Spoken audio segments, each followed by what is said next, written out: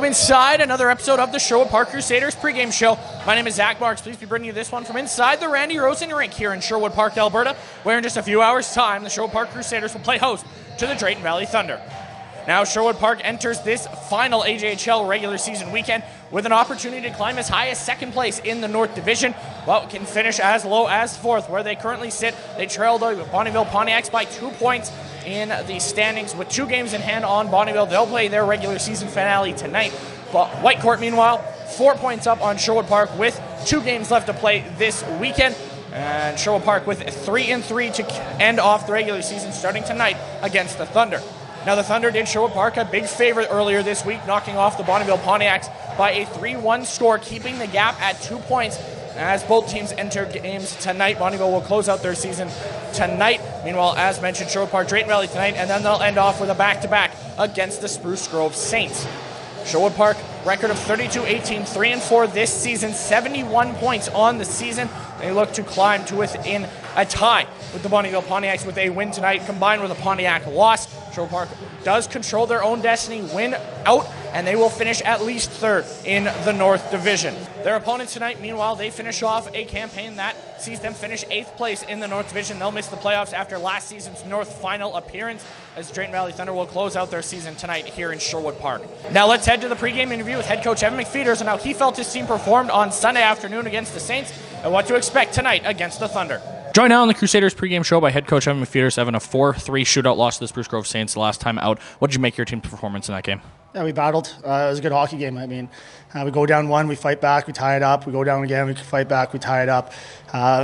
Cade makes a real good read, and using all the information we try to give our players here. And about 5 minutes left in the third, and makes a nice play to middle ice. And then we get to a place where all of the goals are going to be scored here in the next couple of weeks. So it was a real nice battle for us. And then you go to the shootout, and it is what it is. With a shootout, you go through 12 players. It literally becomes a coin flip there. But those are the points we need to get. Spruce Grove, if we want to have the aspirations that we do, we're going to have to go through that team in the playoffs. So it's a good test for us, and the good news is we got them 2 more times here. It's going to be the best recipe for us going into the playoffs. But I definitely don't want to look past our opponent tonight. They had a really nice performance against Bonnyville. They're playing with house money right now, so there's no more dangerous team out there that's kind of just playing carefree hockey, and that's our opponent tonight. So yeah, going back to the performance against Spruce is something to build off of for sure.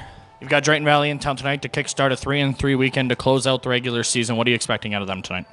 Yeah, like I said, they're playing out the stretch here. They know their fate. This is their last game. So for those 20-year-olds in their locker room, and they're going to play with a lot of pride. And I've seen it before here. So we're going to expect their best players to be at their best. They're going to want to go out on a real nice note here. So our start's going to be imperative to making sure that we can jump on them and maybe take away a little bit of their desire to finish on with a win here. But for us, these are massive 2 points. I mean, our goal, like you and I have chatted about lots here, is third place and even second place here, and we still can control our own destiny. And having this 3-3 weekend, it could be a good blessing for us to play our best hockey and put our backs against the wall. And we have a resilient group, and we're still playing for something at the end of the day. So I think our group's excited for the finish of the regular season, but we got a job to do tonight, and it's to beat Drayton Valley.